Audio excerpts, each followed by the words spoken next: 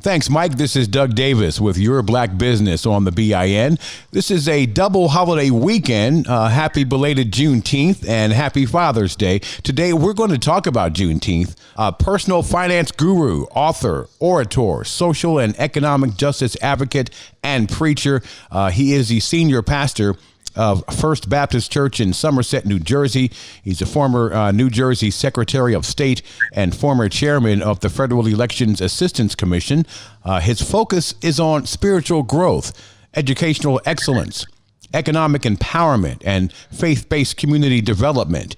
He has also authored a book called Steps to Financial Freedom and has issued a $1 billion challenge as a national initiative and free resource to help individuals and families collectively pay down millions in consumer debt. Please welcome to the Black Information Network and happy Father's Day, DeForest B. Soaries Jr. How you doing, sir? I'm doing great, Doug. Thank you for having me. Thank you for doing what you do. And thank you for having me on Father's Day. Twin sons. Yes. Malcolm is the oldest and Martin is the youngest. All right, man, that's awesome. And I failed to put a doctor in front of your name. I believe you definitely have earned that title. So Dr. Soaries Jr., welcome to the show. Thank you. And yes, brother, happy Father's Day. And, you know, before we really kind of get into the Juneteenth aspect of this conversation, let's reflect on Father's Day, man. What does Father's Day mean to you in 2021? Well, I don't think I've had a greater responsibility than that of dad. You know, I was in government when my sons were coming along, and I've been the pastor of a large church. I've been busy, but I made them a priority. I never missed a basketball game. I never missed a back to school night. In fact, I went to the school so often, they stopped giving me passes and just said, come on in. Wow. Because I realized that no one is going to love my sons more than I do, and no one's going to protect my sons better than I can.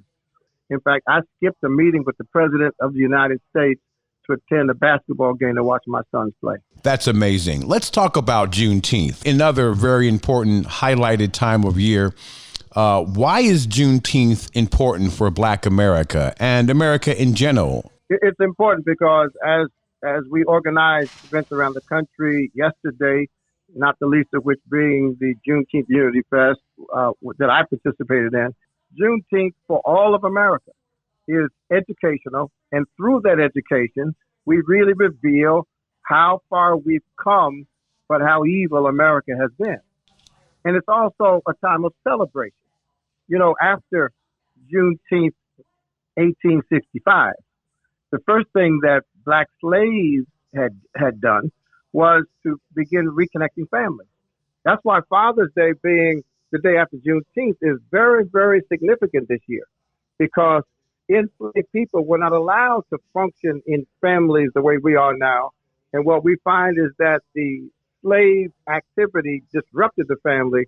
But on Juneteenth, Black people decided we're going to get our families back together. All Black fathers should understand the history of Juneteenth so that we can appreciate the significance of our fatherhood. Exactly. Well put. Now let's talk about the financial freedom aspect of Juneteenth. I mean, we all, you know, we just came out of the commemoration, the whole tragedy of Black Wall Street. Being free gave us the ability to be financially free as well. And we took it, Dave, we took it very seriously. I mean, you mentioned Tulsa. You know, Black people didn't really start moving into Tulsa until around 1900, between 1900 and 1908, they started. Can you imagine recently freed slaves in a brand new location, developing such wealth, hotels, movie theaters, businesses, home ownership? 6 brothers in Tulsa, 1921, owned their own private plane. But it all happened between 1908, as it were, and 1921, which means that they were focused, they were passionate about developing their own economy. They did more then than what we do with what we have now, even though they had less and we have more. Right. We have to recapture the part of our culture that would say, if the major society does not want to do for us, we will do for ourselves. Absolutely. Start our own bank. Great segue into the next question with you in mind. You are a part of the dfree financial freedom movement. Tell us about that. Well, the dfree movement started just in my church basement. I realized that many of my members in 2005 were living the same way I was when I was 25. I was dressed up on the outside and no money. I had no savings, no insurance, no investing. And what I realized was that I had been sucked into this consumer culture where I was more concerned about what was on my back than what was in my bank account. And what we're doing is trying to resist consumerism and replace it with self-help, with self-respect, with legacy building. And if we do that properly, what we'll do is we'll stop giving away our money. We'll stop donating interest to these banks because we can't wait to buy something with cash. We'll pay our bills late. We'll live above our means. And then we'll have to run to white people asking them to bail us out all the time. The other thing is this, I believe America owes black people reparations. And there's a strong movement around the country, and it may not start on the federal level, but if we did receive reparations, if every black person in America got a check for $250,000, my mission is to make sure that they know what to do with that money, because we don't have what we want, but we're not using wisely what we need. And I learned that myself. Right. When I became a preacher, Brother Davis, first thing I did was go out and buy a Cadillac. Right. Because in my head, preachers drove Cadillacs. Right. Took half my salary, but I felt like a preacher. So that's what we're doing on dfree. We have a website. We have a free curriculum. We have a free webinar every Wednesday. I speak in churches for free. I don't charge churches to speak because we want to unleash the passion for financial freedom. And how do we do that? Well, the way we do it, we've broken the process into 4 parts. Part 1 is get started. When you get started, you write down everything you spend. You make sure you